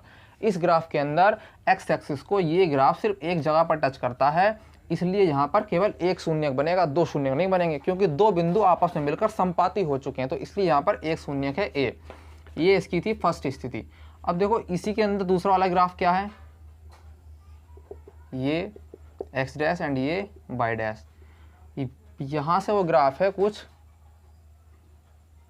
इस तरह का। यहाँ से देख लो, यहाँ से भी जो है ये वाला पॉइंट जो है सिर्फ एक है, यहाँ पर भी ये पॉइंट एक ही होगा, यहाँ पर भी दो नहीं होंगे, क्योंकि यहाँ पर भी बिंदु जो है वो संपाती हो चुके हैं, इसलिए यहाँ पर भी सिर्फ एक पॉइंट होगा जिसका नाम है ए। तो इसका शून्य भी जो है वो सिर्फ एक होगा, जो कि है ए। स्थिति थर्ड का पहला वाला ग्राफ बनेगा, देखो किस तरह का, x x dash by and by dash. वो होगा कुछ इस तरह का। सबसे पहले नीचे की तरफ। अब देख लो, अब अगर आप ये बता सकते हैं कि यहाँ पर शून्य कितने हैं तो बताओ कमेंट सेक्शन में लिख के। नहीं मालूम पड़ा, यहाँ पर शून्य कुछ भी नहीं है, यहाँ पर जीरो शून्यक है, यहाँ पर शून्यक है ही नहीं। क्यों नहीं है, सुनो, क्योंकि ये ग्राफ एक्स एक्सिस को कहीं पर भी टच नहीं करता है। ये ग्राफ जो है एक्स एक्सिस को कहीं पर भी टच नहीं करता है। अगर ये एक्स एक्सिस को कहीं पर टच करता तो इसके शून्यक होते, अब ये टच नहीं कर रहा है, इसके इसलिए शून्यक नहीं है। दूसरा वाला ग्राफ देखते हैं, ये फर्स्ट था। सेकंड वाला ग्राफ देखो, ये एक्स डैश, ये बाई एंड ये बाई डैश। यहाँ से होकर ये ग्राफ दिखेगा हमें। ये ग्राफ भी एक्स एक्सिस को कहीं पर भी टच नहीं करता है, जबकि बाई एक्सिस पे बना हुआ है। अब भैया शून्यक होने के लिए एक्स एक्सिस पर टच करना जरूरी है, लेकिन ये टच नहीं कर रहा, इसलिए यहाँ पर भी एक भी शून्यक नहीं है, यहाँ पर भी कोई शून्यक नहीं है। यहाँ पर एक शून्यक था, यहाँ पर भी एक शून्यक था, यहाँ पर दो शून्यक थे और यहाँ पर भी दो शून्यक थे, इसलिए जो है ये स्थिति जो है इसकी समाप्त होती है। अब इसके बाद हम देखेंगे एक क्यूबिक पॉलिनोमियल का ग्राफ किस टाइप का बनता है। अभी देखो हमने जो करा है वो था क्वाड्रेटिक पॉलिनोमियल, लेकिन अभी हम जो करने वाले हैं वो है क्यूबिक पॉलिनोमियल। एक क्यूबिक पॉलिनोमियल का ग्राफ बनाएंगे और देखेंगे किस तरह से वहाँ पर उसके जीरोस को, उसके शून्य को हम फाइंड कर सकते हैं। तीन एग्जाम्पल हैं। पहला एग्जाम्पल जो होगा उसके अंदर होगा एक्स क्यूब माइनस 4x। दूसरा एग्जाम्पल होगा उसके अंदर होगा एक्स क्यूब। तीसरा एग्जाम्पल होगा और उसके अंदर होगा x cube minus x square. ये वाला मैं करके दिखा रहा हूँ, यहाँ पर आपको ये दो खुद ट्राई करने हैं। ये वाले हम देखने वाले हैं एक्स क्यूब माइनस 4x को। मैंने मान लिया Y is equals to X cube minus 4x। देखो ये क्यूब वाला है, यानी कि इसके सिंपल सी बात है, पहले तो ये मालूम पड़ जाता है कि इसके तीन शून्य होने वाले हैं, यानी ग्राफ जो है वो एक्स एक्सिस को तीन जगह पर टच करेगा, इतना हमें पहले मालूम पड़ चुका है। अब एक्स क्यूब माइनस 4x के मैं एक्स और वाई के पॉइंट निकाल लेता हूँ।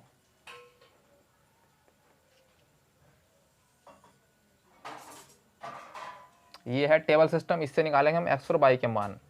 एक्स वाई ये बना लेते हैं बॉक्स कॉलम। एक्स पे मैंने 0 रखा तो वाई पे कितना मिलेगा, मुझे 0 मिलेगा। जब मैंने एक्स पे 0 रखा तो वाई की वैल्यू में ये पूरा 0 हो जाएगा, ये पूरा 0 हो जाएगा, तो वाई की वैल्यू 0 आएगी।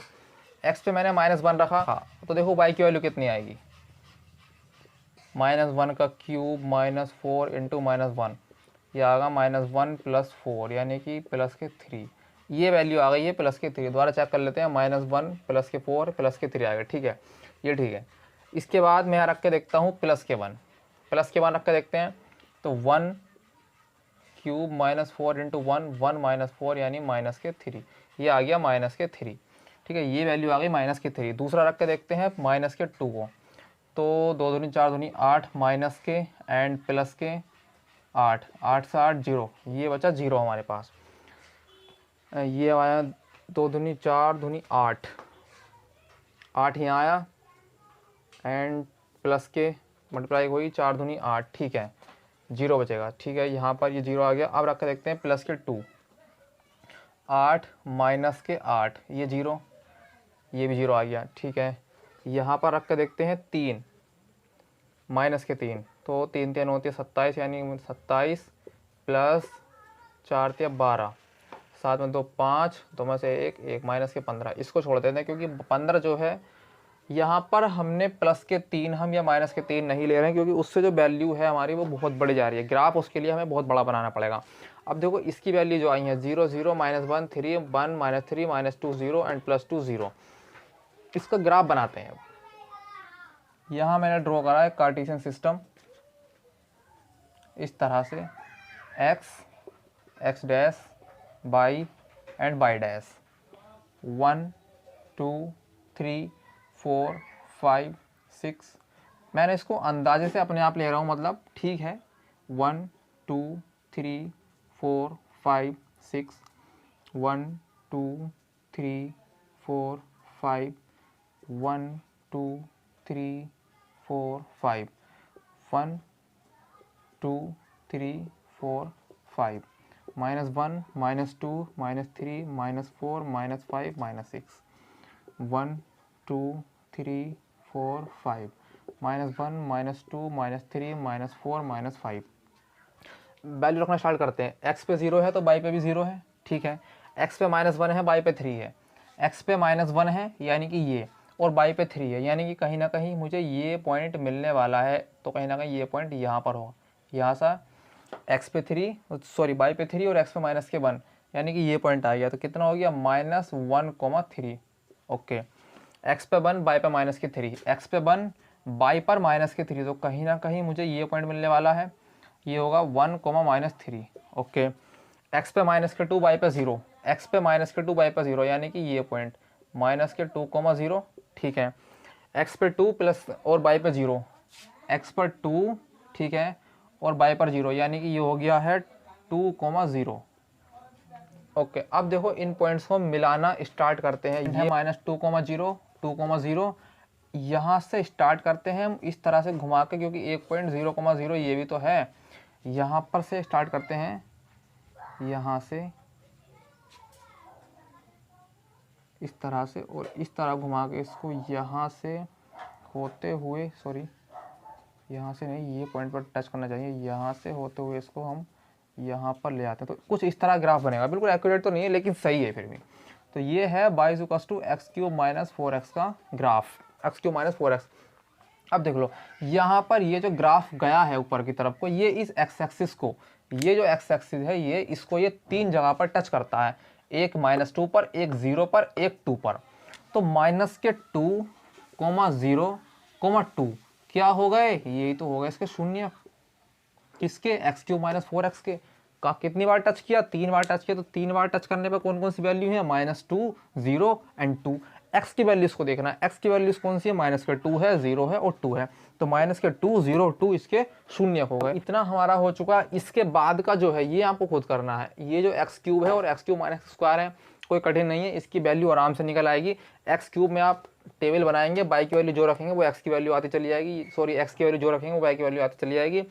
x³ - x² में 0 से शुरू करेंगे, -1 +1 -2 +2, यहीं तक रहने देंगे। इस तरह से जो मान आते चले जाएंगे वो इस टेबल में रख लेंगे, और फिर एक ग्राफ को हम डिप्लॉय कर देंगे यहाँ पर। तो इस तरह से ये दोनों वाले भी ऑटोमेटिकली अपने आप से हो जाएंगे।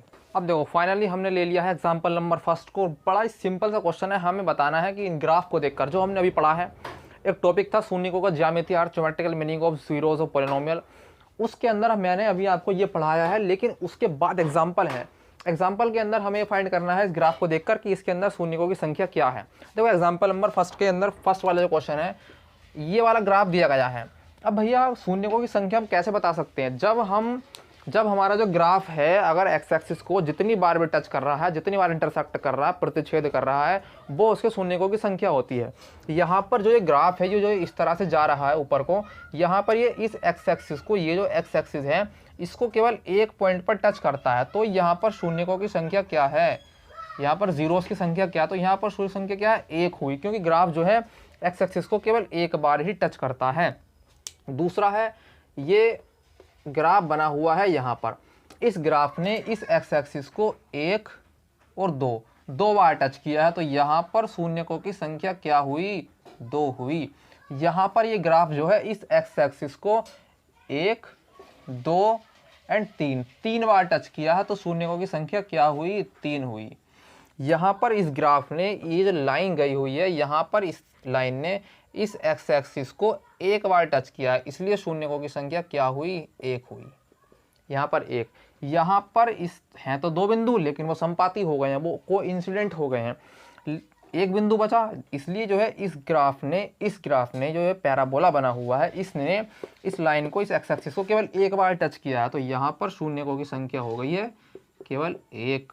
यहाँ पर देख लो, सबसे ज़्यादा शून्य इसके अंदर मिलेंगे आपको। यहाँ पर इस ग्राफ ने जो बना हुआ है इस तरह से, इसने 1, 2, 3 और 4 बार एक्स एक्सिस को टच किया, इसलिए यहाँ पर शून्यकों की संख्या जो हुई, शून्य कितने हुए, 4 हुए। तो कितना आसान क्वेश्चन, सिंपल सा क्वेश्चन हमने इसको कंप्लीट किया। अब देखो एग्जाम्पल के बाद हमारे पास एक हेडिंग ओवर है, जो कि है एक द्विघात बहुपद के शून्यकों और गुणांकों के बीच संबंध, relation between the zeros and coefficients of a quadratic polynomial. अब समझो, देखो एक क्वाड्रेटिक पॉलिनोमियल होगी, यानी एक द्विघात बहुपद होगी, उसके शून्यक होंगे और उसके गुणांक होंगे। गुणांक कौन से होते हैं, देखो समझो, अगर मेरे पास कोई एक क्वाड्रेटिक पॉलिनोमियल है, यानी कि एक द्विघात बहुपद है, क्वाड्रेटिक पॉलिनोमियल अभी पढ़ के आए हैं कैसा होता है, ax² plus bx plus c का टाइप का, ये एक क्वाड्रेटिक पॉलिनोमियल है। अब इसके अंदर शून्य कौन से होंगे, गुणांक कौन से होंगे, तो मैंने माना इसके जो है शून्यक, माना शून्यक अल्फा और बीटा हैं, इसके इस वाली इक्वेशन के अल्फा और बीटा मान लिया मैंने, इसके शून्यक हैं।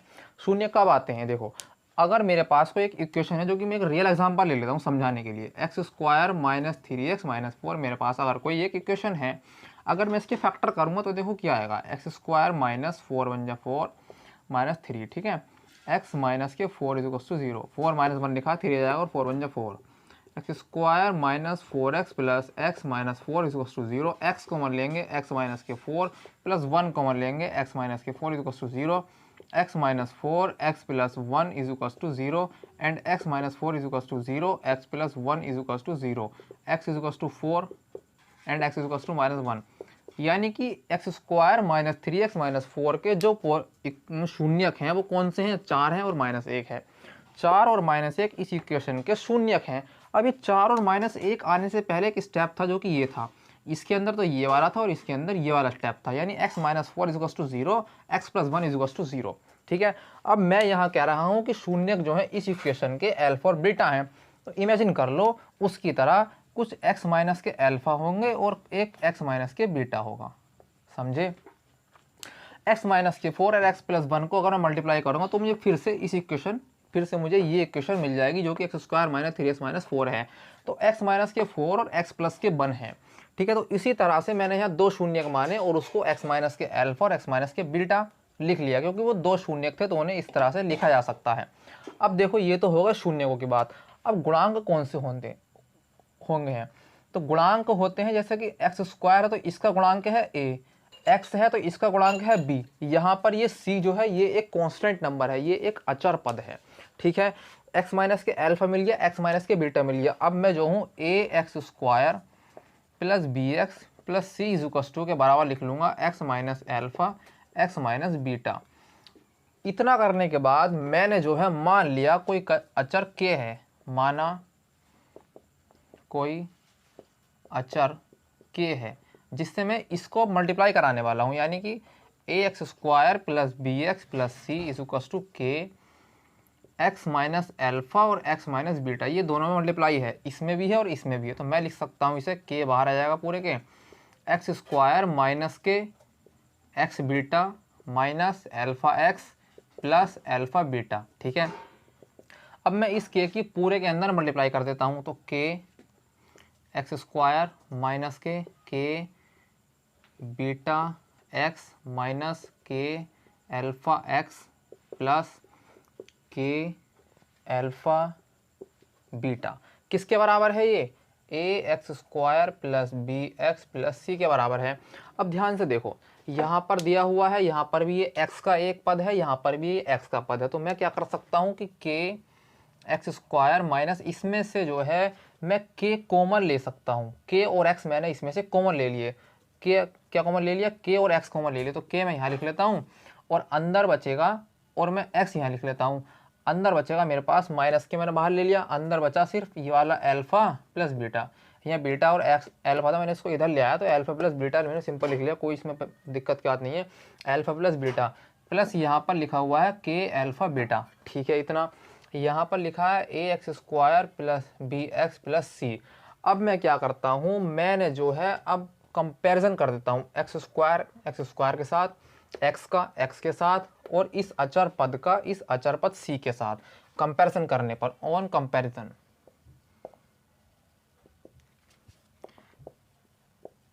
अब देखो सबसे पहले मैंने x² कंपैरिजन करा तो मुझे क्या मिलेगा, यहाँ से मुझे मिलेगा a = k। अब मैंने क्योंकि x² कैंसिल ना तो a बराबर k आ गया। अब मैंने x का करा तो bx प्लस c लिखा, bx लिखा हुआ है, यहाँ पर x लिखा हुआ, x का साथ कंपैरिजन करा तो मुझे मिलेगा b = माइनस के k अल्फ़ा प्लस बीटा, ये भी ठीक है। अब मैं करता हूँ अचर पद यानी k अल्फ़ा बीटा का, तो सिंपल हो जाएगा c k अल्फ़ा बीटा। अब आ जाते हैं इधर की तरफ, a बराबर k है, b बराबर माइनस के k अल्फ़ा प्लस बीटा है और c बराबर के k अल्फ़ा बीटा है। तो हम करते क्या हैं, सबसे पहले मैं ले लेता हूँ b = माइनस के k अल्फ़ा प्लस बीटा को, इधर की तरफ मैं ले लिया b = माइनस के k अल्फ़ा प्लस बीटा। अब b = k की वैल्यू यहाँ से कितनी है, a है, यहाँ रख दिया मैंने a अल्फ़ा प्लस बीटा और माइनस के तो चल रहा था। अब मैंने क्या करा कि अल्फ़ा प्लस बीटा को यहीं रहने दिया, अल्फ़ा प्लस बीटा, इस b के नीचे में इस a को ले आया और ये वाला माइनस b आ रहा यहाँ लग रहा, तो अल्फ़ा प्लस बीटा इक्वल कितना गया, माइनस b अपॉन। देखो समझो, अल्फ़ा प्लस बीटा यहीं पर रखा हुआ है, b के नीचे ये माइनस का a आ चुका, तो माइनस के b अपॉन a हो गया, तो अल्फ़ा प्लस बीटा इक्वल मिला हमें माइनस के b अपॉन a, हमें यही तो चाहिए था। अब दूसरा देख लो है c = k अल्फ़ा बीटा, यहाँ पर c रखा रहने देता हूँ, k की वैल्यू a दी हुई है, तो a अल्फ़ा बीटा, यहाँ पर अल्फ़ा बीटा ही रखा रहने देते हैं और c अपॉन a ले आते हैं, हमें यही तो चाहिए था। अब देखो यहाँ पर मैं कह दूंगा कि शून्यकों का एडिशन और ये है शून्यकों का गुणनफल, ठीक है, शून्यकों का ये गुणनफल है, ये उनका एडिशन है। ये मान हमें यूज होंगे आगे की तरफ जाके, अगर हमें कभी भी कोई भी क्वेश्चन की वैल्यू निकालनी हुई तो डायरेक्ट हम अल्फ़ा प्लस बीटा = माइनस के b अपॉन a लगाएंगे और वहाँ से हम उनका योगफल निकाल देंगे।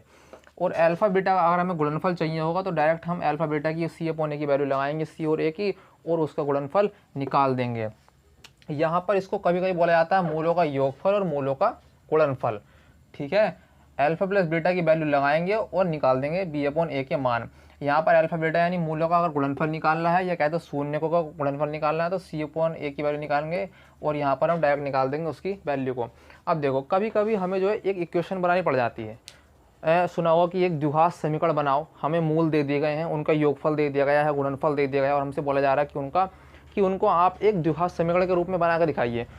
तो देखो वो कैसी होगी, एक द्विघात समीकरण जो है यानी कि एक क्वाड्रेटिक इक्वेशन कुछ इस टाइप की होगी, x² minus alpha plus beta x plus alpha beta and = 0, इस प्रकार की वो इक्वेशन होगी।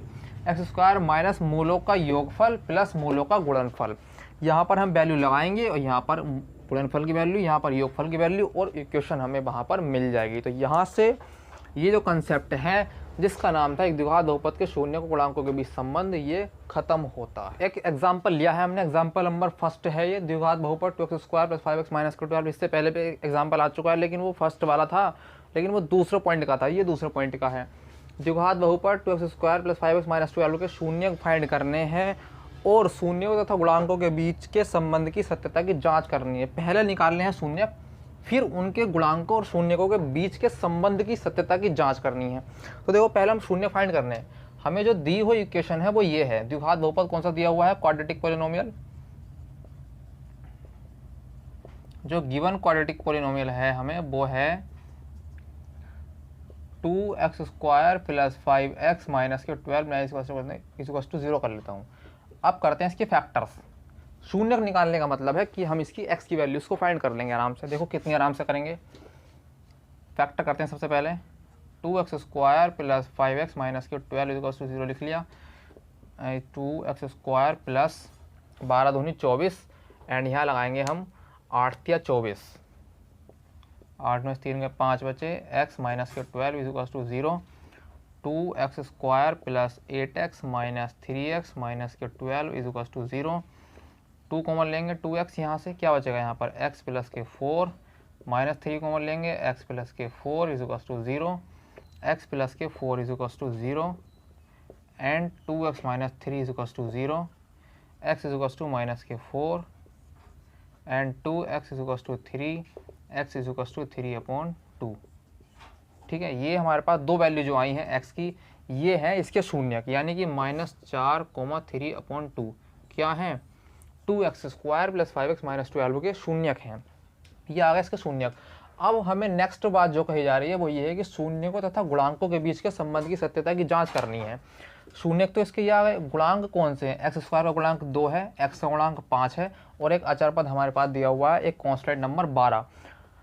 अब ध्यान से देखो, हमें बोला जा रहा है कि बीच के शून्यकों तथा गुणांकों के बीच के संबंध की सत्यता की जांच करनी। इनके बीच में क्या संबंध है, हमने इससे पहले एक चीज़ कंसेप्ट समझा जिसमें हमने माना था कि भैया उसको शून्यक हमने अल्फा और बीटा ले लिए थे, यानी कि अल्फा और बीटा यहाँ पर ये वैल्यू जो है ये अल्फा और बीटा की है। -4 जो वैल्यू है वो अल्फा की है, 3/2 वैल्यू जो है वो बीटा की है, यानी कि अल्फा की वैल्यू जो है -4 है। जांच करने के लिए बीटा = वैल्यू है 3/2।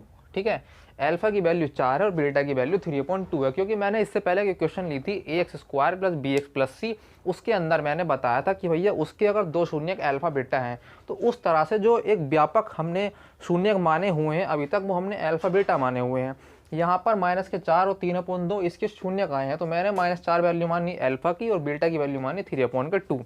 अब देखो एक इक्वेशन भी हमने इससे पहले पढ़ी है, वो है अल्फा प्लस के बीटा, इसके बराबर में होता था -b/a, यानी b जो है मैं इसको क्या लिख सकता हूँ -b।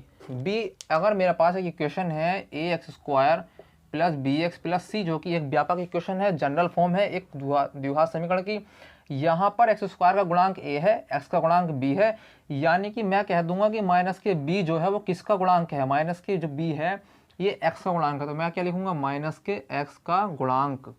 ठीक है, यानी कि ये कोएफिशिएंट है x का, और a जो है वो x² का गुणांक है, यानी कि x² का गुणांक।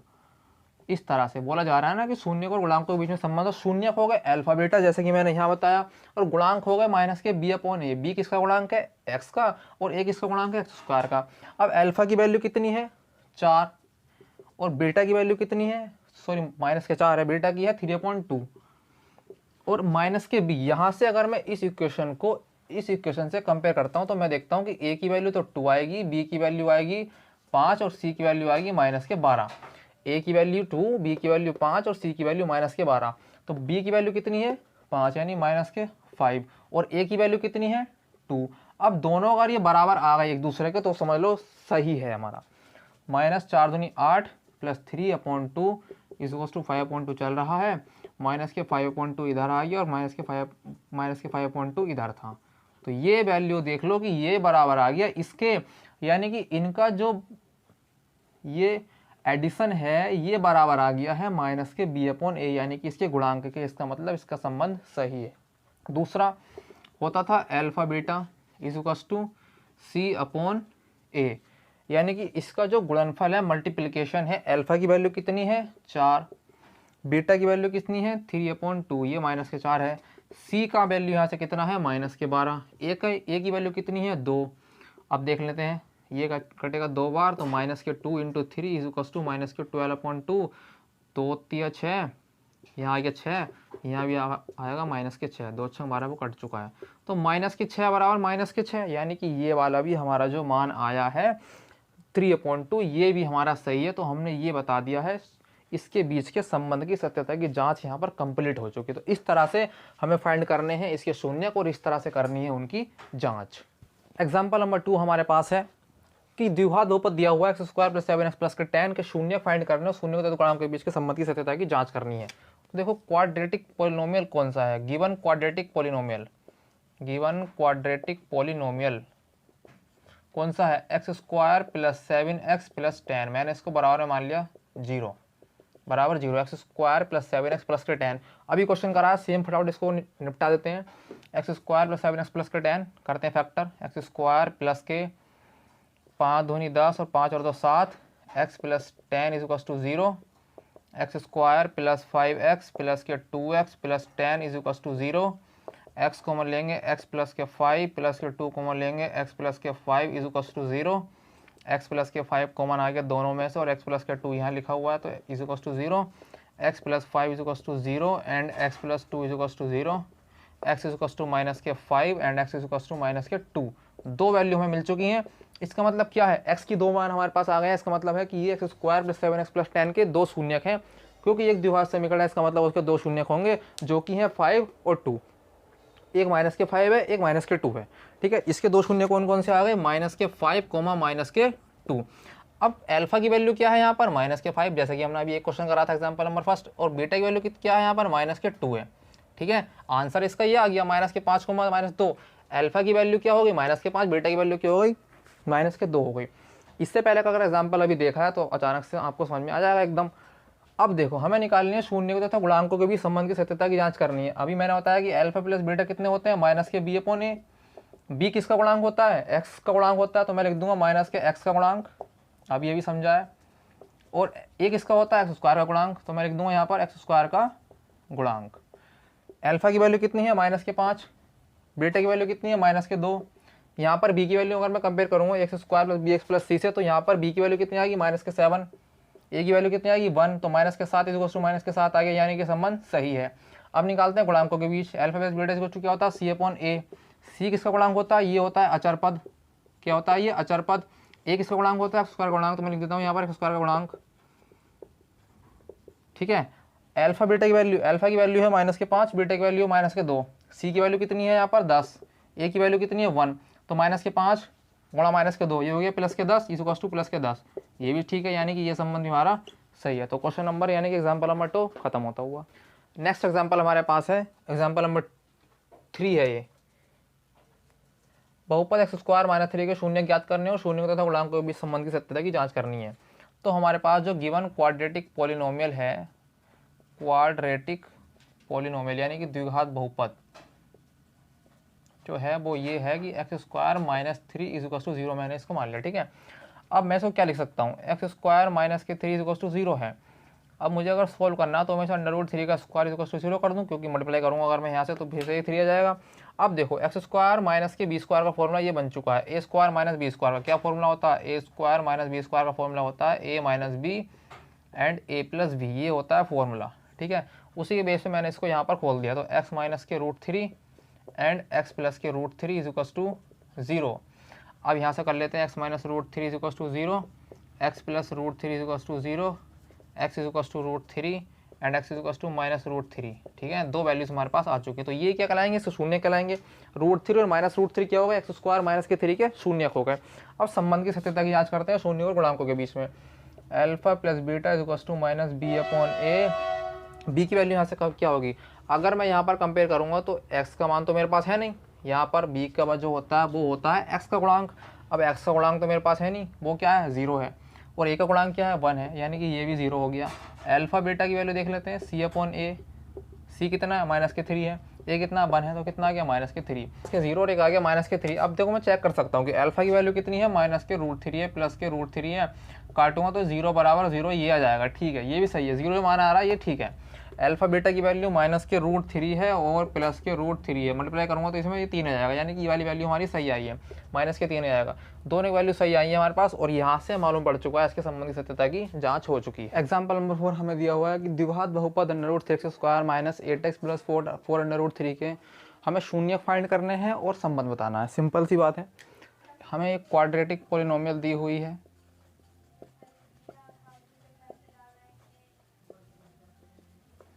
ये है under root 3x square minus 8x plus 4 under root 3। मैं इसके बराबर 0 मान लेता हूँ। अब देखो, आपको लग रहा होगा कि इसके फैक्टर करने कठिन है, लेकिन ऐसा नहीं है, ये बिल्कुल भी हार्ड नहीं है, ये इजी है। मैं बताता हूँ किस तरह से करने हैं। इक्वेशन है under root 3x² minus 8x plus 4 under root 3। इस 4 अंडर रूट 3 की इस अंडर रूट 3 से मल्टीप्लाई करेंगे तो हम देखेंगे कि अंडर रूट 3 और अंडर रूट 3 कितना हो जाएगा 3, ये हो जाएगा 4 3 12, यानी कि अंडर रूट 3x², 4 3 12। इस तरह करो कि गुणा करने पर 12 आए, जोड़ने पर या घटाने पर 8 आना चाहिए। तो 6 दूनी 12, 6 और 2 8 और 6 दूनी 12, ठीक है। अंडर रूट 3x² माइनस के 6 plus 2 x plus 4 under root 3 is equal to 0। Under root 3x² minus के 6x माइनस के 2x plus 4 under root 3 is equal to 0। यहाँ से मैं देखो कैसे कॉमन लेने वाला हूँ, इसको लिख लूँगा मैं 2 multiply under root 3 multiply under root 3, तो 3 6 x माइनस के 2x plus 4 under root plus के 4 under root 3 plus 4 under root 3 is equal to 0। यहाँ से मैं अंडर रूट 3x कॉमन लूँगा, तो अंडर रूट 3x कॉमन ले लिया जब मैंने, तो यहाँ बचेगा x माइनस के 2 अंडर रूट 3, मैंने यहाँ से माइनस के 2 कॉमन ले लिया, तो यहाँ बचा x माइनस के 2 under root 3 is equal to 0। यहाँ से मैं x माइनस के 2 अंडर रूट 3 कॉमन ले लूँगा, यहाँ बचेगा under root 3 x minus 2 is equal to 0। Now x is equal to 2 under root 3 and under root 3x is equal to 2 and x is equal to 2 upon root 3। ये दो values हमारे पास आई हैं x की, एक है x की 2 under root 3 और एक है x की 2 अपॉन रूट 3। इसका मतलब कि x की दो वैल्यू हैं, तो ये इसके शून्य कहलाएंगे।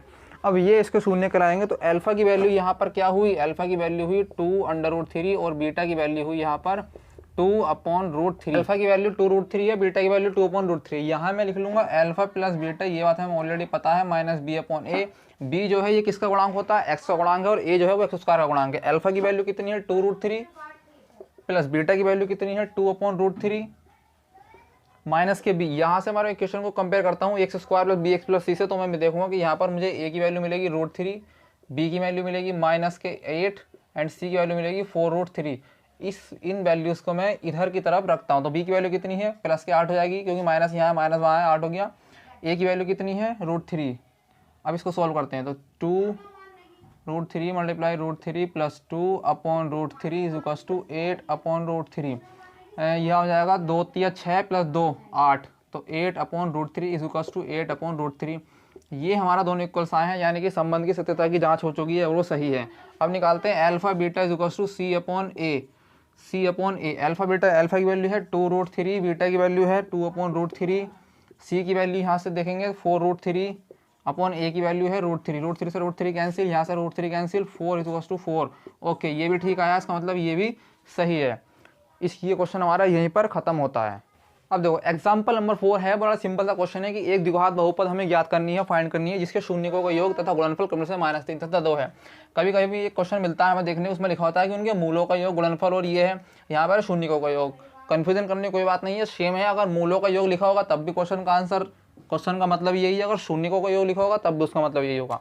देखो शून्यकों का योग लिखा, शून्य मैं जानता हूँ अल्फा और बीटा होते हैं, ठीक है। अब इनका योग यानी अल्फा प्लस बीटा दिया हुआ है कितना -3, गुणनफल यानी अल्फा बीटा कितना दिया हुआ उनको गुणनफल 2। अब अल्फा प्लस बीटा की वैल्यू दी हुई है -3, ठीक है, और अल्फा बीटा यानी कि उसका गुणनफल दिया हुआ है 2। अब मुझे एक द्विघात समीकरण बनानी, तो मैंने एक फॉर्मूला थोड़ी देर पहले जब मैं समझा रहा था तब मैंने एक इक्वेशन बताई थी जिससे कि हम बना सकते हैं एक द्विघात समीकरण को। वो क्या थी, वो थी ये X square minus alpha plus beta X plus मूलों का गुणनफल यानी ये बराबर के 0। एक्स स्क्वायर माइनस शून्यकों का योग और शून्य का गुणनफल, या कह दो शून्यकों का योगफल या शून्यकों का गुणनफल। तो x square minus alpha plus beta की वैल्यू है -3, यहाँ ऑलरेडी माइनस हो जाएगा plus 3x plus alpha beta की वैल्यू है 2 इज इक्वल टू 0। ये बन के आ गई हमारी एक इक्वेशन, ठीक है, x square plus 3x plus 2। Example number 6 हमें दे रखा है कि यदि बहुपद x square minus 6x minus 6 के शून्यकों का गुणनफल 4 है तो ए का मान फाइंड करना है। देखो सिंपल, ए का मान निकालना है। इक्वेशन क्या दी हुई है, A X square minus 6x minus 6 बराबर 0 मान लेता हूँ मैं इसे कंपेयर करता हूँ, compare from A X square plus B X plus C से मैं इसे कंपेयर करता हूँ। तो मैं देखता हूँ ए बराबर ए है, बी बराबर -6 है, सी बराबर -6 है, x square minus 6x minus के 6, ठीक है। अब मैं देखता हूँ यहाँ मुझे दिया हुआ है कि गुणनफल 4 है, यानी alpha beta is equal to होता है सी अपॉन ए, कितना दे रखा, 4 दे रखा। सी की वैल्यू आ गई है -6, ए की वैल्यू ए है, तो यहाँ से मैं ए इधर ले आऊँगा, -6/4 इधर कर दूंगा, 2 3 6 2 दूनी 4, 2 3 6 और 2 दूनी 4, ठीक है। तो ये कटने 2 दूनी 4, 2 3 6, तो ए की वैल्यू आ गई है -3/2, तो ये मान हमारा ए का आता है। तो एग्जाम्पल नंबर 7 थोड़ा दिखने में कठिन लेकिन असल में कठिन नहीं है। हमें जांच करनी है कि त्रिघात बहुपद ये दिया हुआ है कि शून्य कितने हैं और इसके पश्चात शून्य तथा गुणांक के बीच के संबंध की सत्यता की जांच करनी है। इससे पहले वाले क्वेश्चंस में हमें क्वाड्रेटिक पोलिनोमियल दिया जा रहा था, यानी कि मैं द्विघात दिया जा रहा था। इस बार दिया गया है त्रिघात, यानी कि इसके पास है 3 पावर। सबसे पहले हम क्या करते थे, फैक्टर करते थे द्विघात वाले में, तो इसके भी त्रिघात वाले में भी फैक्टर ही करेंगे। हमें क्या दिया हुआ है, cubic polynomial, given cubic polynomial है, given cubic polynomial is equals to क्या दिया हुआ है, 3x cube -5x square -11x -3 is equals to 0। अब देखो यहाँ पर मैं अगर इसके फैक्टर करने हैं मुझे, 3x cube -5x square -11x -3। अब ऐसा लगेगा कि क्यूब वाले फैक्टर करने कठिन होते हैं, लेकिन बिल्कुल भी कठिन नहीं होते। सबसे पहले हम ये चेक करेंगे x की वैल्यू रख के कि किससे यहाँ पर ये पूरी वैल्यू 0 हो जाएगी। तो मैं अगर डायरेक्ट यहाँ पर x बराबर के माइनस के 1 रख के देखता हूँ, देखो x बराबर -1 मैंने रख के देखा इसमें, तो 3 -1 का होल क्यूब -5 -1 का स्क्वायर -11 इंटू -3 पे -3 इज इक्वल्स टू 0, ठीक है। -1 11 इंटू -1, तो 3 -1 -5 into 1 plus 11 -3 is equals to 0, -3 -5 plus 11 -3 is equals to 0, -3 और -5, 5 3 8, -8 प्लस 11 में से 3 गए, 8 बचे, बराबर 0। 8 करके 0 हो गए, तो 0 बराबर 0, यानी कि हमें 0 मिल गया है। अब जो मैंने ये x बराबर -1 रखा था, मैं इसे इस तरह से लिख सकता हूँ, x + 1, जी बिल्कुल लिख सकता हूँ। अब देखो यहाँ पर मैं x + 1 को 3 बार लिख लूँगा, x + 1 1 बार, x + 1 2 बार और x + 1 3 बार। अब मुझे ऐसी कैलकुलेशन करनी है, यहाँ पर इनके आगे ऐसे नंबर्स को लिखना है, ऐसी संख्याएँ लिखनी है कि मुझे ये इक्वेशन मिल जाए दोबारा से। तो 3x क्यूब सबसे पहले लिखा हुआ है, यहाँ मुझे मल्टीप्लाई करनी पड़ेगी 3x स्क्वायर से, तब मुझे जाकर मिलेगा यहाँ 3x cube plus 3x square, क्योंकि यहाँ x प्लस के 1 अंदर मल्टीप्लाई करेंगे 3x स्क्वायर की, तो मुझे क्या मिलेगा 3x cube plus 3x square. यहाँ पर दिया हुआ -5x स्क्वायर, यानी मुझे मल्टीप्लाई करनी पड़ेगी कहीं ना कहीं 8 से, 8x से, तो ये हो जाएगा -8x स्क्वायर -8x। यहाँ दिया हुआ -3, मुझे मल्टीप्लाई करनी पड़ेगी -3 से, -3x -3 इज इक्वल्स टू 0 चला लेते हैं। चलो 3x cube -8x square plus के 3x square -5x square -8x -3x -11x और -3 इक्वल्स टू 0, 8 9 10 11 3 हो गए, ठीक है। अब देख लो 3x cube -5x square -11x -3, ये आ गया हमारे पास, ये नंबर फिर से आगे नहीं आ गया यही। अब ये किसके द्वारा आया, 3x स्क्वायर -8x -3 के द्वारा आया, तो 3x स्क्वायर में लिख लेता हूँ अलग से, 3x स्क्वायर -8x -3, ये नंबर्स को लिखा मैंने। ये इसका एक फैक्टर है और दूसरा फैक्टर था इसका x + के 1, तो x + के 1 मैंने यहाँ लिख लिया, यानी कि ये दोनों 3x स्क्वायर -8x -3 इसके फैक्टर आ गए। मैं इधर लिख लेता हूँ, x + 1 को मैंने यहाँ लिख लिया और 3x स्क्वायर -8x -3 को मैंने यहाँ लिख लिया, बराबर 0 है, तो x बराबर -1 आ गया, ठीक है। और यहाँ से मैं दोबारा इसके फैक्टर करता हूँ, देखो 3x स्क्वायर -8x -3 की मैं दोबारा से फैक्टर करके देखता हूँ। मैं इसकी फैक्टर करता हूँ इधर की तरफ, 3 स्क्वायर -8x -3 बराबर 0, 3x स्क्वायर -3 3 9, और यहाँ से देखेंगे हम, यहाँ पर आएगा मेरे पास 9 एकम 9, x -3 इज इक्वल्स टू 0,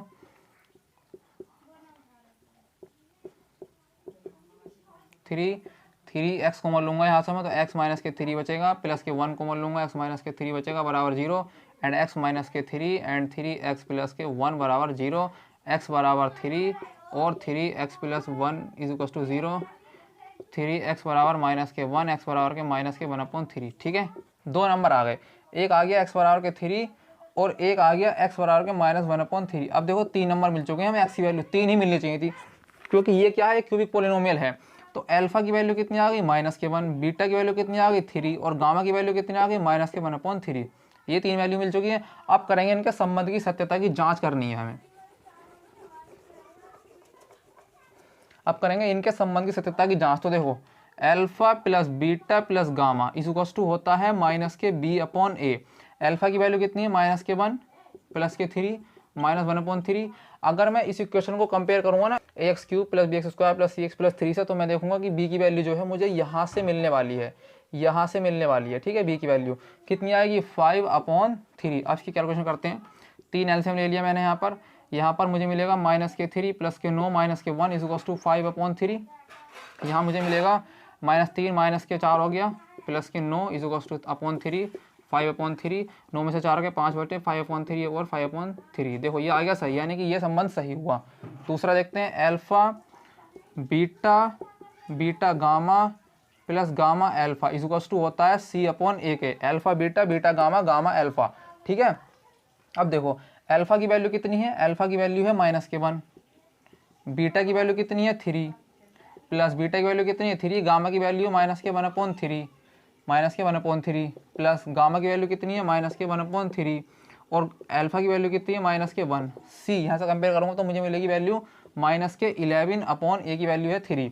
तो यहाँ से देखो -3 ये कटेगा, ये कट जाएगा, यहाँ बचेगा -1 और यहाँ बचेगा हमारा +1/3 -11/3, ठीक है। -3 -1 हो गए, +1/3 -11/3। 4 × 12 -12 + 1/3 -11/3 एंड -11/3 -11/3, ठीक है। तो ये देखो ये वाली वैल्यू भी हमारे बराबर मिल चुकी है। इसका मतलब क्या हुआ कि ये वाला संबंध भी हमारा सही है। अब देखो नेक्स्ट लास्ट चीज रह गई है हमारी, जो कि है अल्फा बीटा गामा। अल्फा की वैल्यू है अल्फा बीटा गामा। अब यहाँ से अल्फा बीटा गामा क्या होगा -D/A होगा। अल्फा की वैल्यू कितनी है -1, बीटा की वैल्यू कितनी है 3, गामा कितनी है -1/3 डी की वैल्यू यहाँ से कंपेयर करूंगा तो मुझे मिलेगी जो ये ABCD की वैल्यू है 3 अपॉन, क्योंकि ऑलरेडी माइनस लगा हुआ है, /3 -3 से 3 चला गया, +1 बचा और इधर भी हमारा 3 से 3 गया, +1 इधर आया। अब देखो दोनों बराबर आ गए, 1 = 1। इसका मतलब क्या होगा कि ये संबंध भी हमारा सही है। तो इस तरह से हमने इस क्वेश्चन को निपटा दिया है। एक्सरसाइज 2A का इंट्रोडक्शन जो है वो इसी क्वेश्चन के साथ यहीं पर समाप्त होता है।